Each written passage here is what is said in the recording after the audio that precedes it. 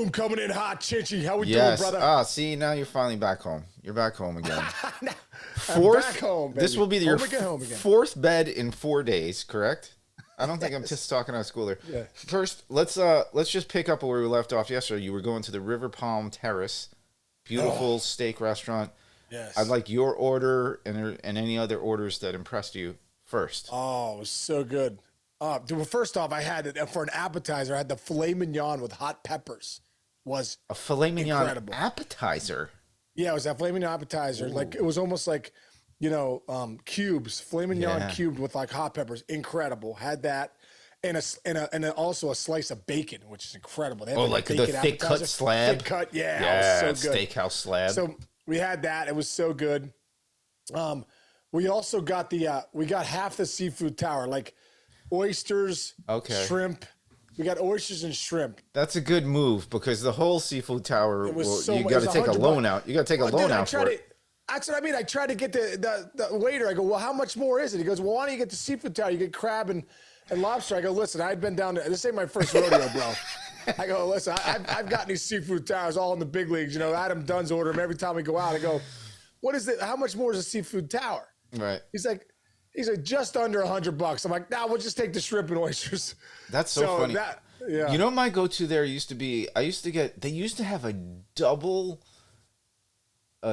double lobster tail appetizer portion that was like little mini lobster tails. I used to crush that all the time when I went there. And it wasn't as expensive. You can walk out of there. You can walk out of there with no shirt, no pants or anything. Dude, if you don't take care of yourself. Last night I did. You flipped a bill? You took the bill? Yeah, I took the bill because my buddy Kev. I had to take it, but I had to take it. I had to take it because he takes it all the time. Yeah, so I'm like, I got to get this. But we also, Sarah and I always split a porterhouse when we go there. Did you do it again? Good. You did it last night? Yeah, we did it again. Yeah, we did it again. What are your sides? Really is it sides a la carte? You get what? Really good. You got to get a mashed. You got to get a mashed. I don't really get many sides, dude. I just got that. I got the salad that they give you, and I had all those appetizers, so I was ready to go. Locked in. I was ready to go. Yeah, I was ready to go. That's good. But it was delicious. It was delicious. Like that always. Sounds wonderful. Well, one guy who's eating clean and eating good now finally is Carlos Correa. And dude, I sent you this article this morning. We got to give props to our boy Bob Nightingale, right? You know him. Yeah. I know him. Great dude. Really fun to hang out with on the road. But he had this extensive interview article in USA Today. Go look at it if you haven't seen it yet with Scott Boras. Seems like he had like 2 full hours with Boras and just grilled him and like back and forth.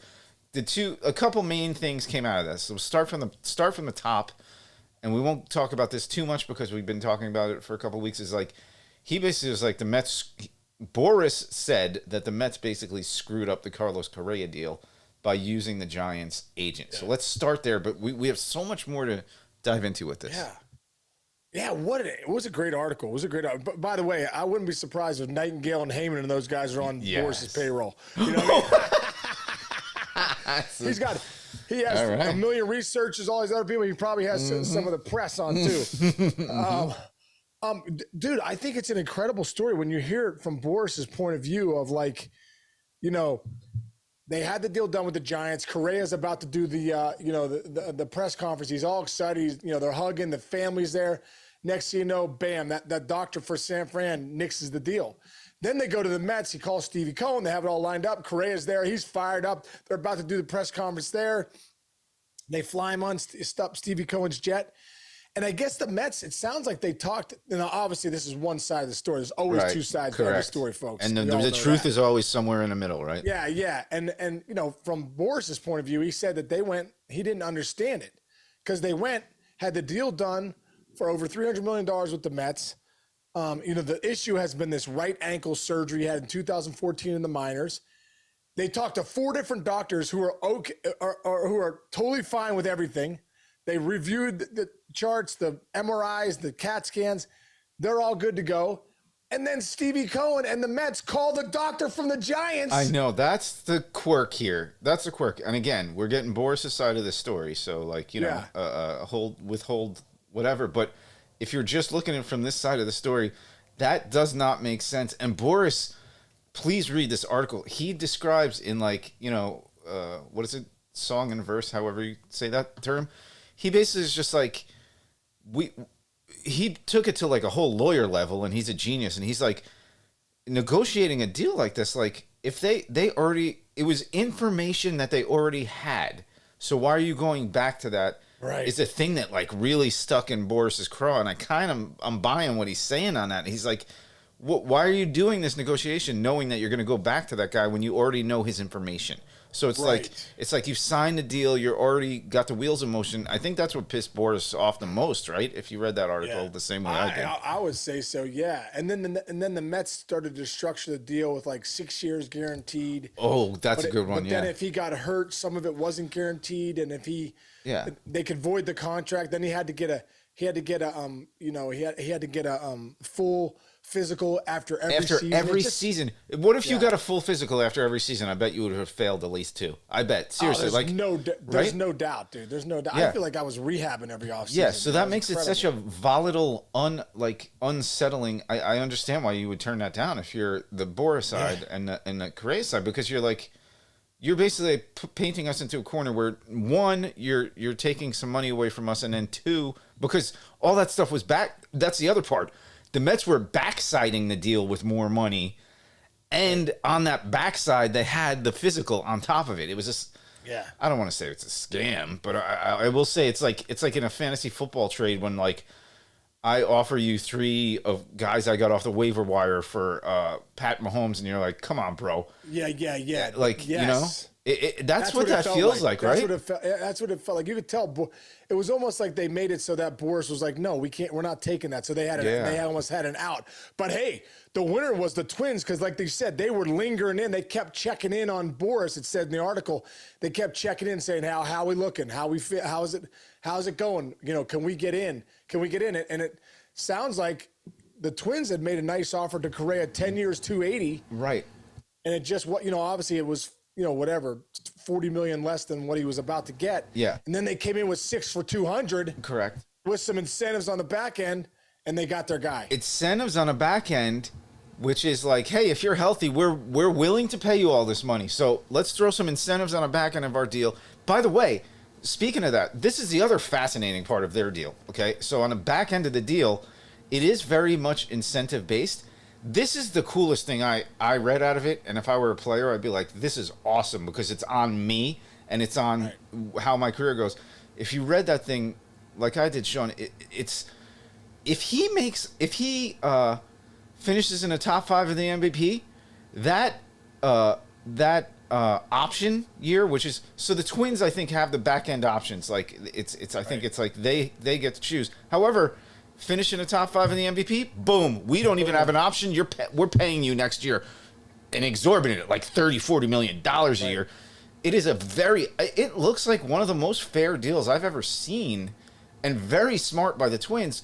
And then go back on the front end, he's getting more money with the Twins on the very front end of the deal, the first 4 or 5 years, than he would have gotten from either the Giants or the Mets. Which is, it's a perfect deal. It's, yes, you're this good. We think you're going to be this good for 5 years. Guess what? If you're that good for the next 5 years, we're paying you what you deserve. And it seems like one of the most impressive deals I've ever seen in working in this industry in years. Like, great job, Twins. Like clap your hands for them. Well done, I think. Great job, Scott Boras, too. Well, yeah. I mean, great job, Twins coming in. Great job, Scott Boras. Kind of like, listen, it sounded like it was a 28-day saga for him trying to figure that whole thing out. So, interesting, man. Just interesting the way it works. It does make you think, though, Chich, at the end of this article, talk about baseball is such a business. Billions and billions of dollars in revenue at the end of it, for the owners and the players and, everybody involved. And Boras is the number one agent out there, obviously. He signed 13 free agent players this offseason for a total of $1.1 billion. $1.1 billion. He says, in the article, it says, it's the third time Boras and his staff have eclipsed $1 billion worth of deals in a single offseason. Listen to his staff. And this is why, as a player, you got to really sit back if you're being courted by Scott Boras and say, okay, how do you get better than this? On Scott Boras's staff, he has 30 researchers. And I know how important researchers are at MLB Network. The researchers we have, oh yeah, dude, you couldn't so talk much. without Matt Baker out no, there. you couldn't, dude. They give you these numbers that are next level, and you're just like, wow, this is incredible that these guys know these numbers. Well, he has 30 researchers. That's how he puts together his arbitration cases. He puts together why these guys are worth 10, 12-year contracts. 8 trainers, right, which is incredible. 6 negotiators, 5 lawyers, 2 medical review members, and probably, tons of other people too. But, hey, listen, if I'm a player and I go, look at the operation Scott Boras is running, now you're going to give him, I don't know what it is, 10%. I think I gave my agent 4%, Michael Moss. But I look back at what an agent does. I mean, that guy, they're the buffer to really hone in and negotiate. Ron Shapiro was my agent along with Michael Moss. And, dude, I got a chance to go to arbitration in 2000. And in that room, Ron Shapiro, my agent, was running basically, and Michael Weiner, who was, rest in peace, Michael, who was the head of the union later. At that point, he wasn't. But we had a lot of great lawyers from the union. But Ron Shapiro, my agent, basically ran the case. Right. And it was incredible to watch, the research that he did, the presentation that he did. And I remember thinking, man, this guy's worth every penny I pay him. Yes. And we ended up winning an arbitration case, which ultimately won us $400,000 more. But I'm just saying, right, even with a contract a few years later, man, if you have a good agent, man, they are worth every penny. Yeah, and I'll take it to another step. I used the term, we were talking before this. I don't know why this triggered us, both of us. This is an interesting topic, and I said the term bad cop. You can have your agent be. It's goodness from a human one-on-one standpoint. Like if you were sitting there by yourself without an agent and you have to start yelling back at them and you can say certain things that are like agents, nobody's getting personal, it's all business, but like to have that bad cop there for you to do your dirty work because the other side's doing their dirty work too. Let's not that's life, folks. Like you get into business, you want to get a job. Oh, what's your how much do you think you're worth salary wise? And then they tell you, well, you're not worth that much. To have somebody over there going, screw you, he is worth that much, and here's why, and I did all the research for him, takes so much pressure, right? It's got to take so much pressure off of you. Like, I've heard, John Smoltz always did his own negotiations. I know you've done some in your second career. For me, it's funny, in my industry, like, most people don't need agents in their jobs in life. Athletes definitely need agents. I live in this, like, hybrid world where it's like, you can get an agent as a television producer, but if you get that agent, watch out. Now it's like a little more cutthroat and like sometimes like people don't want to deal with it. But I've always been jealous of you guys for being able to have that guy deal with it. And so that you don't have to get anything personal between you and your owner and your GM, because at the very end of the day, if it works out, you still got to walk into that facility, right? In spring training on the first day and shake hands with the guy you've just been punching in the face, who's been punching you in the face for 6 months. Can you walk us through that part? Because that's interesting to me. Dude, I still remember like when I went to arbitration, and we won, but there's a lot of arrows being thrown at those arbitration hearings. I was talking the other day because a lot of arbitration, a lot of guys just exchange numbers, and there's certain teams like Kyle Tucker and Christian Vasquez. These guys are going to arbitration with the Astros, and I think Tucker and them they're 1.7 million off or something like that. When I look back, I was $400,000 off my first the time I went to arbitration. So it could have easily be done by $200,000. Let's meet halfway and be done. And whatever reason the Reds didn't get there at the time, and Jim Bowden, who's a dear friend of mine now, but at the time I was a young kid, and you don't want to go into arbitration and have those arrows thrown at you. I remember Jim telling me, this is business, not personal, and you can't help but to take it personally, dude. When negotiations are going on, you're going back and forth. And that's the tough thing about any business is that negotiations, you feel like there's going to be a little bit of bad blood. And I remember like going to spring training and still having that, on me a little bit. And Jim and I kind of ironed it out. But, that's why arbitration is never the best thing. Because usually if a guy's there, he's one of your better players. because he's put up some numbers. So you're negotiating those numbers. The team wants to save money. The player wants to make money. But also too, you're risking the relationship blowing up, because you also want your players to be happy when they're out there. You want them to feel like, hey man, they're welcome and we love you. You're good. Yeah, exactly. But when you're in negotiations, hard negotiations, or you're in, arbitration, man, there's going to be a little bit of bad blood after that. Well put. Yeah, usually. It's interesting. It's anyway. Listen, end of the day, go read Scott Boras, USA Today with Bob Nightingale, because I got to get. That's one of the more interesting articles of baseball I have read in months and maybe like a year. Yeah. Well done, That Bob. Right.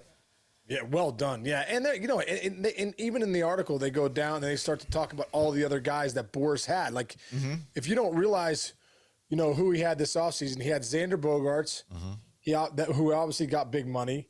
He had Carlos Rodon, who got huge money. Brandon Nimmo back to the Mets, big money.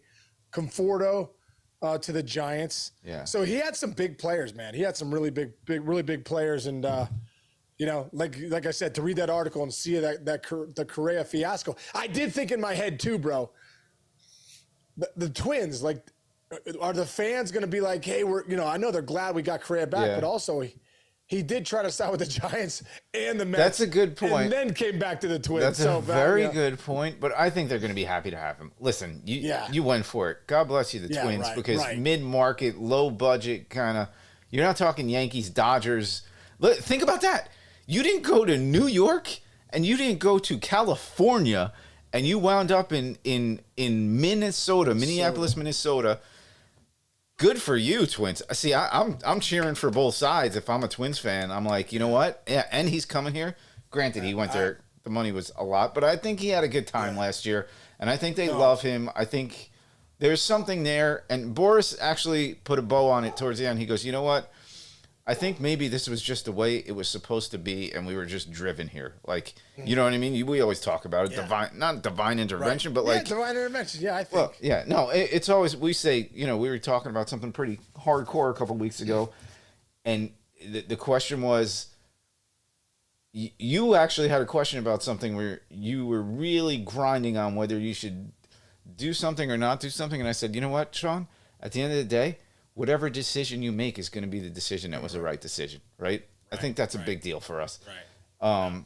That said, all right, so let's move on to one other topic, and we were going to talk about this yesterday, but we didn't, and I want to talk about, I got one other thing I want to say about that article, Chich. Yeah, you look fired up. Let's go. One of the things I thought was interesting was they were talking about the Dodgers not going out and getting a lot of guys because they're waiting for Ichiro's free agency next year. I thought that was interesting. Wait, Ichiro? I mean, not Ichiro. Otani. Otani. Oh. Two of the best Japanese players of all time, Yeah, Ichiro and Otani. But I'm talking about Otani. They're waiting for Otani's free agency to come up. Yes. And, and they were saying the Padres are also talking about it too. So yes. Going to be interesting to see if the Dodgers go all in. Yeah. And what the Padres do too. That actually brings up one more point to stay on this. I was going to ask you this and I forgot to. So how about when your agent, let's just say, I'll go back. Who was it with the Mets back in the day? They didn't know if they wanted Ike Davis or the other guy. There were two first basemen on the Mets, and they were both pretty good and like whatever. Zach Duda? Lucas Duda. Yes, yeah. Lucas Duda. I want to say, but let's just say it's true for the sake of this argument, that Boras had both guys. And so, do you ever look at your agent saying, like if your agents, if they had another first baseman and when you were both free agents, did you ever look at your agents like, who are they working harder for right now? Yeah. That's got to be a weird thing, though, right? I never had that, but I did think about that. I never had that happen to me, but that's definitely something as a player you'd be like, what's going on here? That's a little weird, right? Because then they can say which team they want you on for whatever they want. All right, back to one last topic, and then we can bounce. We were talking about football yesterday, and we were talking about like when you were in high school and how you tell the story all the time how your dad was like, you go get it, don't let it come to you. Like you go get there. And we were talking about Brock Purdy and how crazy the situation is that this guy was the last guy drafted in the NFL. The last. And now I'm about to do a hit in 15 minutes with Matt Castle, who has him over Trevor Lawrence on his quarterback playoff quarterback rankings, and that's Matt Castle, who's a hell of a football player. And it's like, wow, no matter what you say about anything, I think this is just a story for all of us, especially when you're a kid, you're not that good at basketball. Michael Jordan didn't make his varsity team, this and that. It really can happen if you put your heart and your mind and your effort towards things, and you're locked in on like mental performance and being the best you can be and being your best self and give me your Sean Casey. I want to hear your explanation for how a guy like Brock Purdy gets to where he gets today. Well, that's the toughest thing the hardest thing about being a scout is you can't get inside the heart. You can run all these different tests. You know, they got all these personality tests, all this stuff, this and that. But at the end of the day, there's something about a guy's heart that is just can be different. That intangible, that grit. Sometimes you can't teach grit. Either you have it or you don't, right? And the guy, I just think back to Tom Brady. Tom Brady, you know, like was one of the last picks of the draft too. It was 6th round pick. And he's the greatest quarterback of all time. No one, because if they thought he'd have been a first rounder, no one thought Tom Brady was going to do what he did. But guess who thought he was? Tom Brady. Brock Purdy, he has that same mentality. Give me a shot, get me in the game, I'll wheel and deal. I mean, just the way he scrambles, throws on the run, makes things happen, you know, gutted it out for a couple first downs, didn't play well in the first half, dominated in the second half, made the adjustment he needed to make. I mean, dude, if you're a young quarterback and you're a rookie and you struggle, it's tough to flip the switch and say, okay, come on, let's go get it going. I mean, for Purdy, some of the things he's done, he comes out scuffling, and then he has so much faith in himself, so much belief in himself, and he says, no, I'm driving the bus. I'm going to start making some plays and taking over. I mean, it's an incredible story. It is. And it's amazing what Brock Purdy's doing. And he obviously has some weapons around him with McCaffrey and all those guys. Yep. Samuel, but they're studs. But it's just a great story, man. And it's just another thing to say, another story for us to say, yeah, when everyone says you can't, if you believe in yourself that you can, you can. And you just got to keep going and keep moving forward and keep showing up. And when you get the opportunity, knock that door down. As soon as you get a little opening, bust that door down. And that's what Purdy did, and that's why we love these stories. I love teeing you up on like grit stuff. You're so freaking good. It's great, man. It's great. It's a fact. Great stuff. Great points, dude. I think we end on that. End on a super high note like that. And let's all go out. Start throwing footballs around. Maybe we can all play for the Niners in the Super Bowl next year. Yeah, right. And maybe not. Yeah, that's a fun conversation, man. I know we didn't, folks at home, we didn't talk about we didn't touch on too many subjects, but I don't know. That was just fascinating to me, and I'm glad we like dove deep into it. And again, go check out the Nightingale article. If you haven't. Great. That's great. All right, brother. All right, Chinchy. Great seeing you, man. Glad to be home. Yeah. And thanks for everybody out there listening. Keep listening, keep tuning in, and subscribing and downloading. Chinchy, I'll talk to you tomorrow, buddy. See ya.